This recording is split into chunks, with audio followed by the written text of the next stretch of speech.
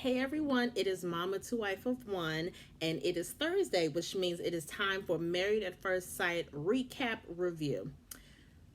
Oh, guys, this season, I realized that last night there was technically episode 16. That means we've been watching this for 16 weeks. That equals 4 months of watching this train wreck of a season.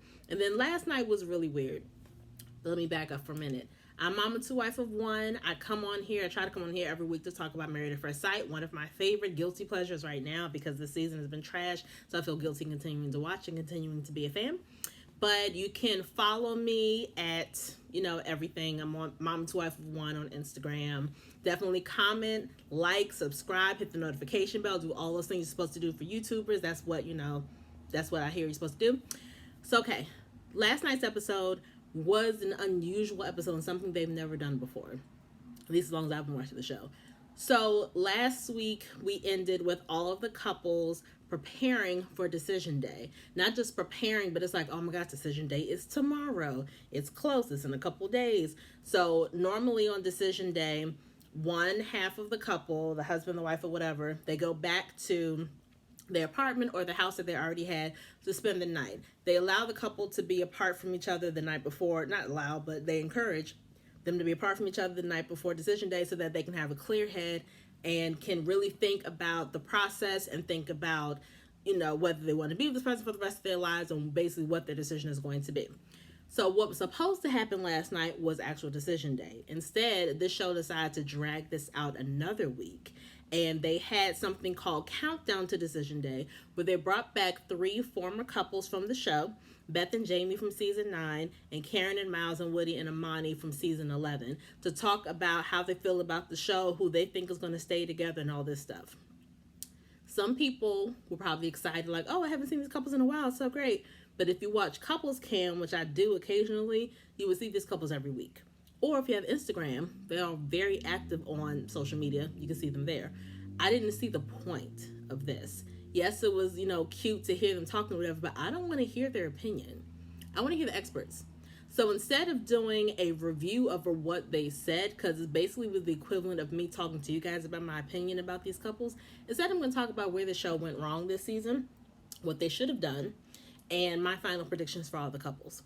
So I don't always watch the first episode where they are picking the people they want to have on the show. And I know that each expert looks for something different when it comes to picking the man or the woman. And I know that they are, for the most part, supposed to be very thorough in interviewing past lovers or boyfriends, girlfriends, whatever, visiting the house, talking to them about sex, about their spirituality, about what they're looking for, about intimacy. They're very, not intrusive because they have to ask these questions, but they're, again, give the appearance of being very thorough in interviewing these people. So I'm going to start one by one with the couples to talk about what I think the experts may have missed and how I feel that couple, I don't say how they should have acted, but I'll say where I think they went wrong in the process and then my prediction for them. Okay? That sound good? I like to be organized. So let's start with Brianna and Vincent. I think that, and I don't know if this came up when they interviewed him, but Vincent is he has some insecurities there. And I think it stems from him wanting to be perfect in all the things that he does. And maybe that's because of him being an entrepreneur, still feeling a little unsure about being successful as an entrepreneur. So maybe that unsureness and that insecurity to be the best and be great and prove whoever wrong, that kind of boils over into the other parts of his life. So maybe that's what happens sometimes when he takes some of the things she says out of context or takes offense to it. So I feel like if that was the case, if the insecurity is really his main thing, that should have been addressed from the beginning. And they should have kind of seen that, not necessarily as a red flag because we all have insecurities, but it's in telling him specifically, this is something maybe you need to work on. I want you to be aware of this, because he may not have been aware that he acts this way when it comes to certain situations. For Brianna, her family kept calling her bossy, and not necessarily in a joking way. They were like, oh, yeah, she's really bossy. And there is a difference, and I said this last week, between being bossy and being assertive. And I feel like if the bossy side of her is what was really coming out strong, then the expert should have been like, okay, I understand you want to be bossy. in your professional life, because you are an engineer. That's what you need to do. You need to make the hard decisions and blah, blah, blah, blah, blah. That's fine. In a relationship, though, that doesn't fly. You can't assume that this person will do everything you want them to do. You can't assume you can change them into being the kind of person you think that you need. So leave the bossiness at work. Continue to be assertive. We're not telling you to silence your voice in any way, shape, or form. But in order to maintain this relationship, not only do you need to have your voice, you need to hear and respect his voice. And it's not that she doesn't, because I genuinely feel like she likes Vincent. I genuinely feel like she listens to him and she really, observes his behavior and she kind of adjusts accordingly. But there are still things that she's trying to control in their relationship, and that's not fair to him, because him being a Latino man, I'm sure he wants to be in charge, not all the way, but he's still, and even outside of being Latino man, a man in general, they want to be able to feel like they are able to make some decisions, like they have some kind of control. And if you're trying to control everything, that is a turnoff. So I feel like that should have been brought up to her. The expert should have sat her down and kind of had that conversation with her. And I feel like with them, again, that's kind of where they've fallen off, because Vincent has never been able to pinpoint the fact that he's so sensitive. That means he's reacting to things really badly. And that can become annoying for Brianna, because she said before, I feel like I'm walking on eggshells. I never know when something I said is going to turn him off, or is going to make him clam up, or make him not want to talk to me, or piss him off. Like, I don't know. And it is an awful position to be in, because you want to feel free, especially in your own home, to be yourself. And then from Brianna's standpoint, or from Vince's standpoint rather, Brianna needs to back up a little bit. Just trying to control stuff like what time he wakes up on a Saturday. Let that man sleep. He's been working all week just like you have. What's wrong with letting your man sleep? Well, I want to eat with him. Then, like I think it was Dr. Pepper told her, okay, well, why can't you eat with him maybe 2 Saturdays out of the month? Maybe 1 Saturday of the month. Why does it have to be every single Saturday? Like, you need to kind of relax and chill. So my final prediction for Brianna and Vincent is that I do think they're going to stay together. I think they still have a lot of growing to do as people and as a couple. And I think it's still going to take a lot of compromise from both of them for them to be in a position that they're both comfortable with. Now let's go with, Haley and Jacob. So I firmly believe that Haley and Jacob should not have been on the show. And here's why. In one of Jacob's interviews later on, like maybe when they've been married for like 2 or 3 weeks at this point, he said before that every relationship I've been in has ended. And every relationship I've been in, or most relationships I've been in, the woman has cheated. So, not saying anybody deserves to be cheated on. I would never say that. But I feel like you have to do some inner working on yourself. And you have to look at the facts.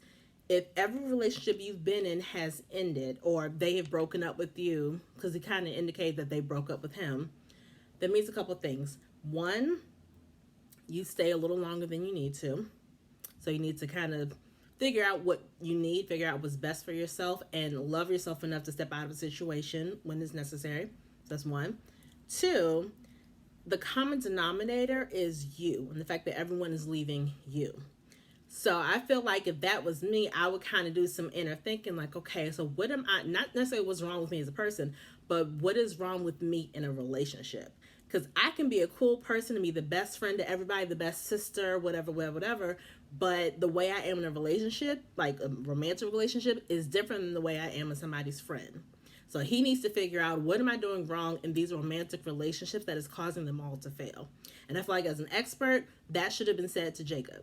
That, hey, I know you want to get married, but basically you want to get married for the wrong reason. Not because you genuinely think, oh, I can do this in a marriage and I'm looking for someone to complete me, to make me feel whole. I'm ready to share this love with people and all this stuff. It was more like, I'm getting older. And if I don't get on this show, this will be my last chance to be married before I'm 40. That's not a good reason to get married. Not a good reason to go on this particular show. Because I said it from the beginning. I feel like he almost trapped Haley. I'm going to get to Haley in a minute because that chick ain't off the hook. But I feel like you trapped her. Whoever he married, you're essentially trapping them. You wanted to be married so bad that instead of working on yourself to figure out how you can be better in relationships so that you can keep a woman and make her your wife, you went on this show where the person basically is forced to marry you to do this experiment. So I thought that was kind of weird. I definitely didn't think that was fair at all to Haley or even to him, because again, I feel like he stays longer than he's supposed to, because he just either, I can't say he doesn't speak up for himself, because this man definitely does speak up for himself, clearly. But I just don't think he was ready to be a married person. So I don't think this show was for him at all. Haley. Haley, her whole story trope was, oh, I've been a bridesmaid 7 times and haven't been in a relationship for 5 years because the last relationship was really abusive. Okay, 5 years is a very long time. So if after 5 years you haven't been in a relationship, it's because you choose not to be in a relationship because of the damage that that abusive boyfriend did to you. That is fair and valid. However, if after 5 years you still haven't gotten with someone because you choose not to, that means you have not gotten over it, or you have not healed from that abusive relationship. So if you're not healed from that, why are you signing on to a show to be married? Again, it was like, oh, I'm always the bridesmaid and I really want to be somebody's wife. I'm going to sign on to the show. Essentially, again, trapping Jacob or whoever you decided to marry into just to say you have a husband. And it's like, you weren't ready to be a wife either. And always claiming, I'm trying. You're not really trying, because you're not letting your guard down. You're not letting your walls down. But Jacob is trifling too, and the stuff that he said and done to her. So they just should never been picked for the show at all. I feel like they both should have been honest from the very beginning about what they wanted. I feel like Jacob definitely speaks up for himself, but I feel like he picks very inopportune times to do so.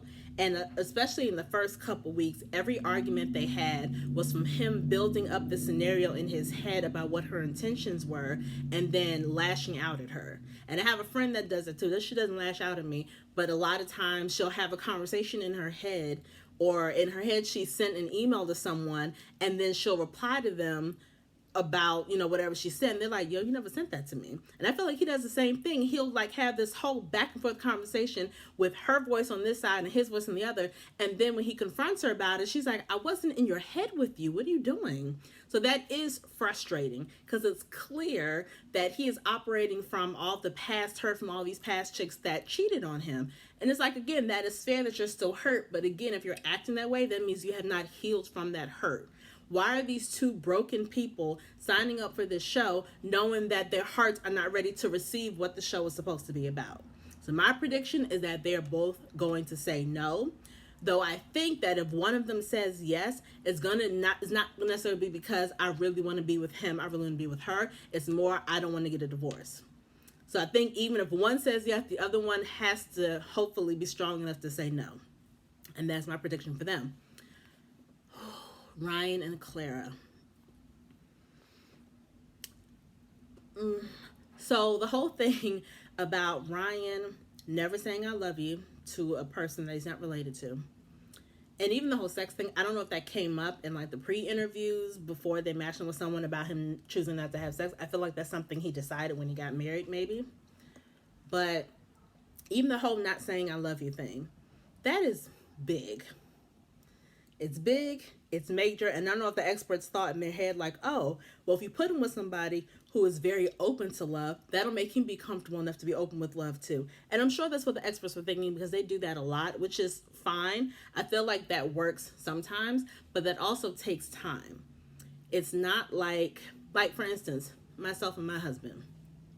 I am not a spontaneous person.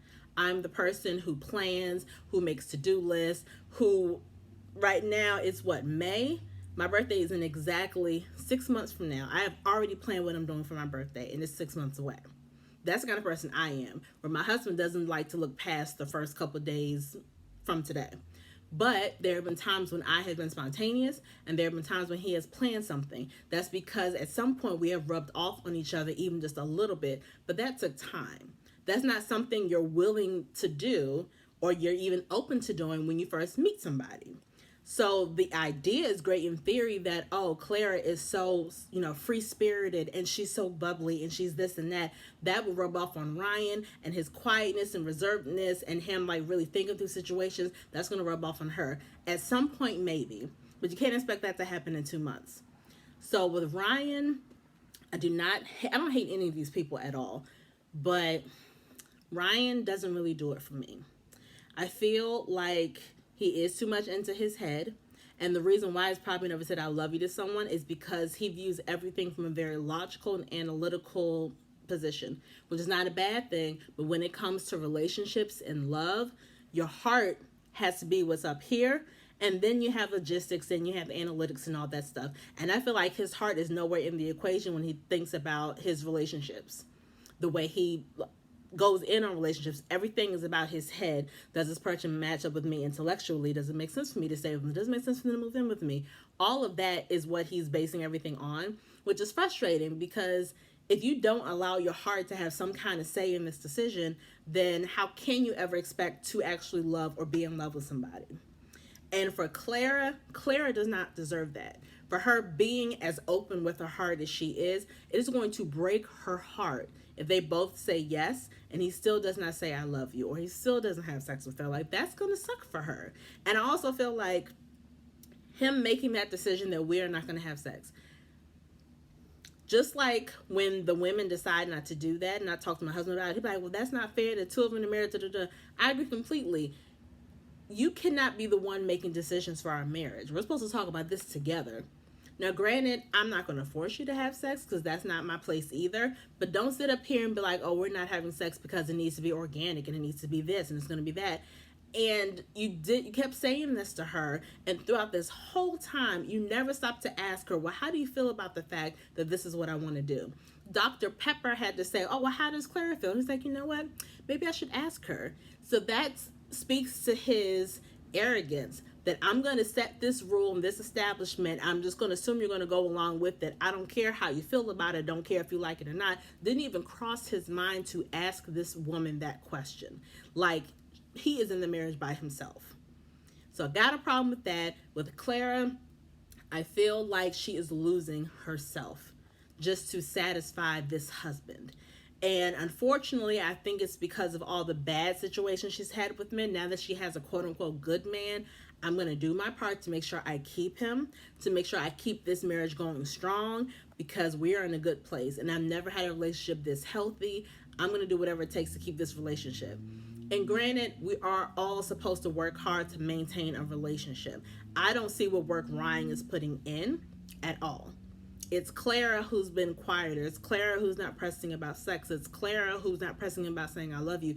It's Clara who is bending to his will. Granted, I don't think that was his intention at all. I don't think he's necessarily diabolical like that, but she's doing that.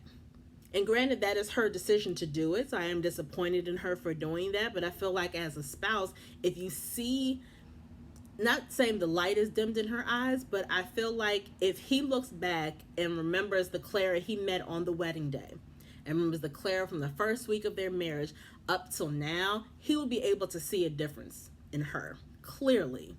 And I feel like he should be concerned that, wait a minute, she's not as bubbly as she was. She's not as talkative. She's not as open with me. I wonder what's going on. He's just happy that, oh, she lets me be me. And she lets me, talk to her when I want to talk to her and not talk to her when I don't want to. She lets me just be myself. And it's like, okay, that is great that she does that. But what are you doing for her? How are you fulfilling any of her needs? And I don't feel like he is taking the time to figure out what she needs at all. So my assumption is that they're both going to say yes. If that doesn't happen, I think she will say yes. He will say no. She will run out in tears. That is my prediction for them. But I feel like the experts, definitely him not saying I love you, the experts should have kind of harped on that and talked to him about that. And with Clara, I don't know. Though there's another thing that I noticed just in general that the couples didn't do this season I thought was weird. But let me go through the rest of the couples. Eric and Virginia. They should not have been matched. And again, I know it was a matter of, oh, he's older, he's been married before, he's a little more stable. Let's put him with a chick who parties all the time so that she can help him loosen up and he can bring stability to her life, because she had that, growing up, her background, her parents were divorced and it was ugly. She needs to know what it feels like to come from a stable family. That's why they were matched together. I completely understand that. However, you cannot tell me that when the experts were talking to him, they didn't see any signs of him being controlling. He has been over the top controlling when it comes to Virginia. And what I love is that in the beginning, they focus, I don't love this, but they focus so much on her drinking in the very beginning that it almost overshadowed his controlling nature. So when it started coming out more, the things he would say to her, I love that we got to see her standing up for herself. So it changed the narrative a little bit. She was painted as this party girl who's ditzy and just wants to drink all the time and just wants to kind of hang out. And no, she doesn't really want to be married. And then it went from that to, wait a minute, she knows exactly what she wants, and she knows that what's happening right now is not right. She's very good at expressing herself, which I greatly appreciate. But there have been so many instances of him talking down to her like she's 4. Him constantly bringing up the fact that he's been married before, and since he's been married before, that must mean he knows what to do, what not to do, how to talk, how not to talk. He knows all that because he has that experience. Never mind the fact that your marriage failed. So you don't know that experience. And even if it didn't fail, even if your wife died and you're a widow, being married to her does not mean you know how to be married to Virginia. She's a completely different person with her own needs, own desires, all that stuff. And it bothers him greatly that she is not dependent on him. She's very independent, knows how to take care of herself. And again, it takes time to kind of turn that switch. And not saying any woman should be completely 100% dependent on a man, but it's okay to lean on this person, just like it's okay for him to lean on you. And I feel like for Virginia, that just takes time for her because she hasn't felt like she's had anyone to really lean on, not in a romantic sense at all. So I think it takes time, and I think there's nothing wrong with her kind of being a little on the fence when it comes to him, because she's thinking about the rest of her life. She's like, the issues that we had before, nothing has been fully resolved. We have the issue about kids. We have the issue about where we're going to live. We have the issue about what you think the rules of our marriage are supposed to be. Those are very big things that she knows we haven't really talked about. She keeps saying, when we argue, we get over things a lot faster than we did before, but getting over it just means you don't want to be mad at each other anymore. Doesn't mean anything's resolved. And I don't know, I feel like because they harped on her drinking so much in the beginning, it is possible that she has an alcoholism problem. And I feel like as experts, they should have picked up on that as well. Definitely picked up on the fact that, because when they do the home visits and talk to them, they talk to them about their current social life as well to figure out, okay, if you do all of this stuff, how do you see a husband fitting in? And with Virginia, she assumed whoever you guys matched me up with, that husband is just going to be with me when I go drinking Thursday, Friday, Saturday, and Sunday with my friends. And that's exactly how Olivia was last season, I believe, where she had in her mind that I have my friends and I like to go out and I like to spend money, I like to travel. So when I get married, my husband will just be there with me doing all this stuff. And people always have that idea in mind, especially people on this show, but they fail to realize, okay, you're not marrying a stuffed animal. A stuffed animal you can take and put in your purse and take with you anywhere you want to go, anywhere you desire. They'll be right there and they'll be happy to be there because they are a stuffed animal. They're not a fully realized human person who has their own life and their own things of what they want to do. And too many of them forget that part and then get disappointed when they get somebody who doesn't want to do the things that they're doing. That's not what a husband is for. Now, occasionally, he can come out and do stuff with you. Occasionally, you have to do stuff that he wants to do. Occasionally, you may have to change your plans or adjust to be with your husband. Like, that's what grown-ups do. And I feel like not that she never intended to do those things, but I feel like she definitely didn't take into account everything that is required. I shouldn't say required. She didn't take into account some of the changes that may have to happen in order to be a wife. Not necessarily giving up your family and friends. Not necessarily giving up partying and all that stuff. But again, just being willing to making adjustments. And I hate agreeing with Eric, but I agree with him on this point. Like, if my flight is canceled or something and I get a free night at home, why is it wrong for me to want you to stay home with me?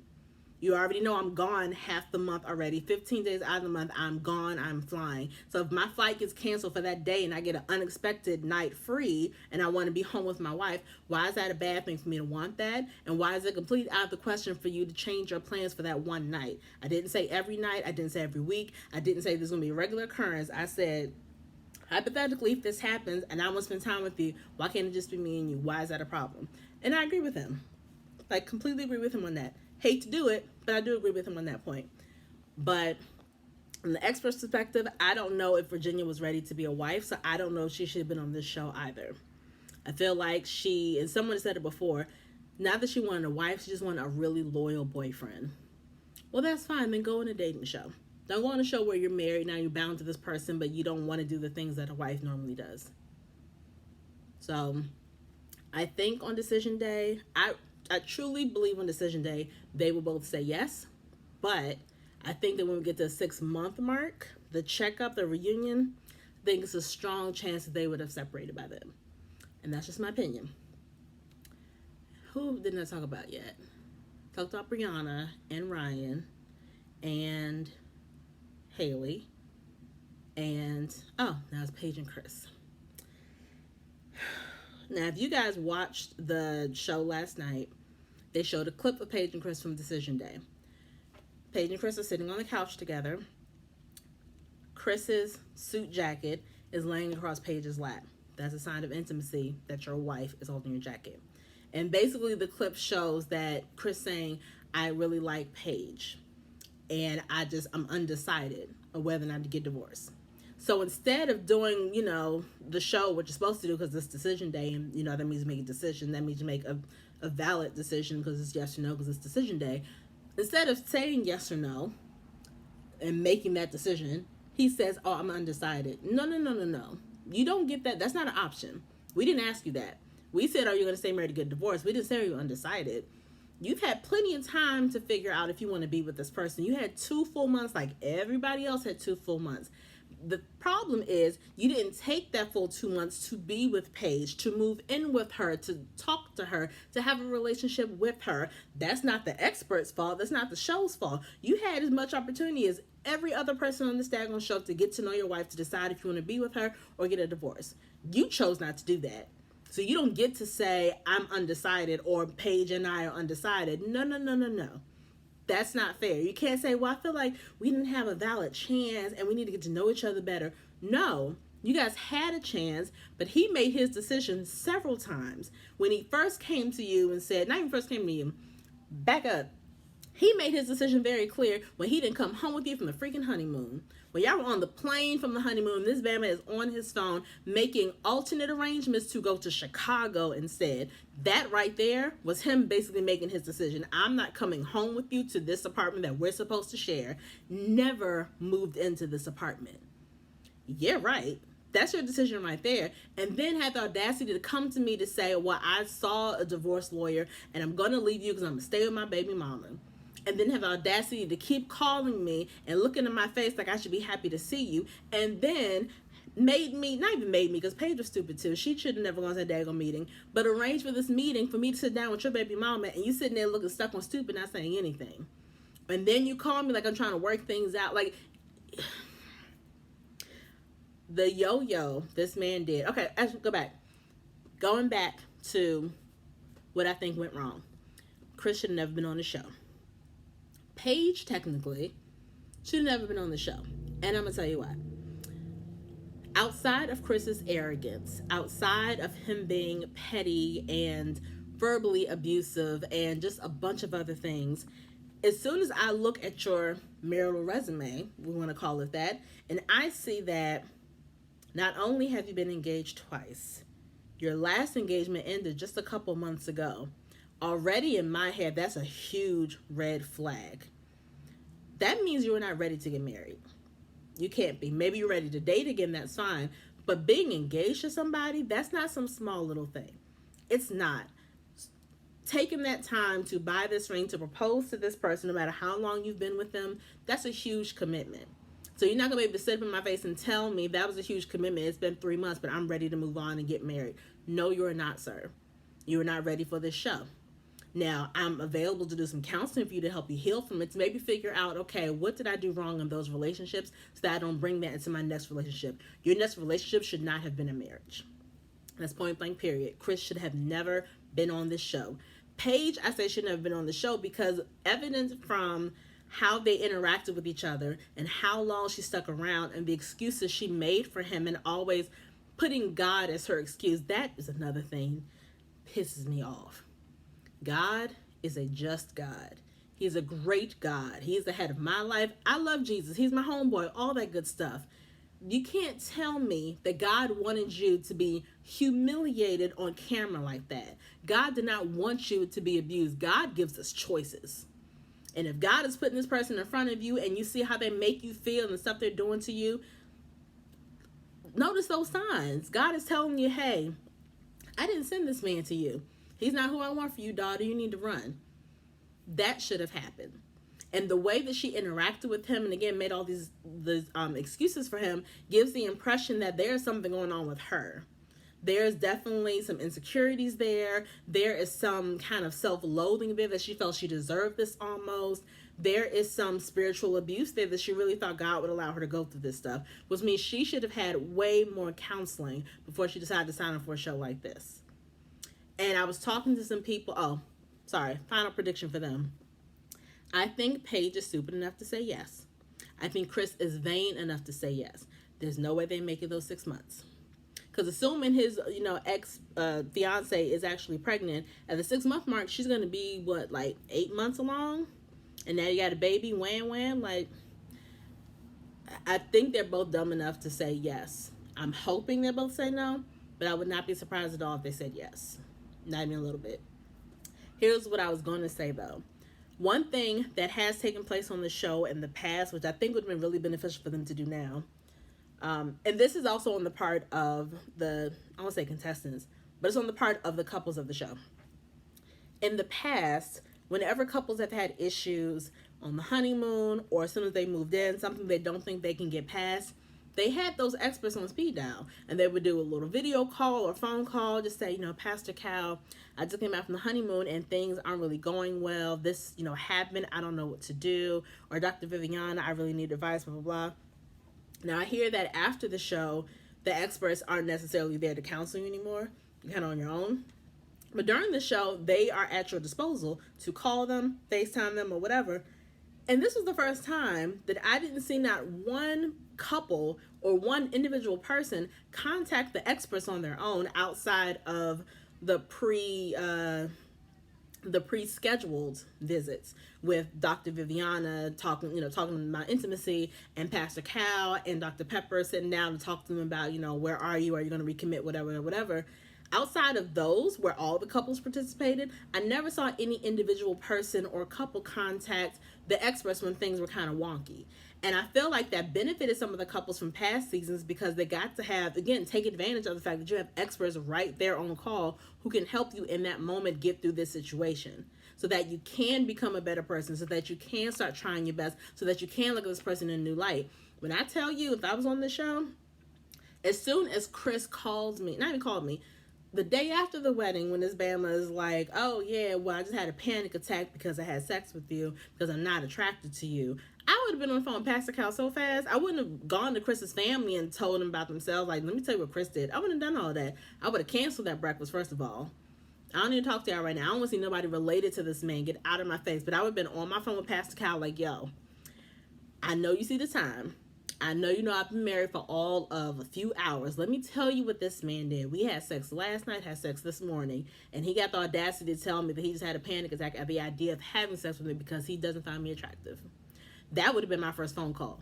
Or, hey, let me call you, Pastor Cal, because I just found out that the man you set me up with is about to have a baby with somebody else. Talk to me about what I'm supposed to do. Let me know. But none of them did that, which I thought was really strange. And then also, something that happened before, like in the past season, I don't know if it's necessarily a good thing that they did, but similar to what they did last night, where they had past couples talking about the current season, except this wasn't a set episode. They showed the new episode that Wednesday, and then that Thursday they replayed the episode and just had a little window at the bottom where current couples would talk about what they're seeing.